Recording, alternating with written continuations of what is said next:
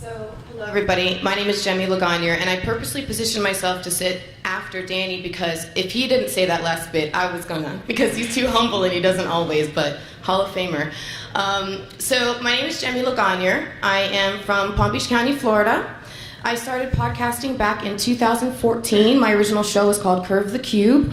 It was a show, I had a question. I wanted to know how the heck do people do what they love for a living?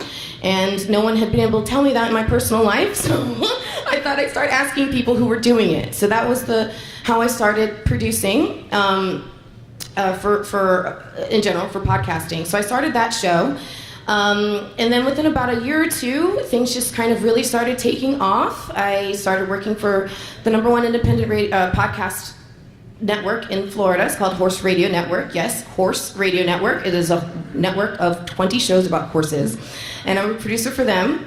And the founder of that network, Glenn, became my business partner. And we have together started growing the Florida Podcast Network, which we also envision to be 20 shows or so, all about Florida, celebrating Florida travel and tourism in different industries throughout the state. Our flagship show is one we currently host. It's called Finding Florida. We travel all over the state doing all kinds of crazy, fun adventures, and it's interesting to be paid to do that, guys. I was just in the Orlando Eye the other day, and not that long ago I was doing Miami Boat Show, and so I'm just all over the state, and it's a lot of fun, exhausting, but a lot of fun. But building the Florida Podcast Network is wonderful, and is it okay if I stop? Okay.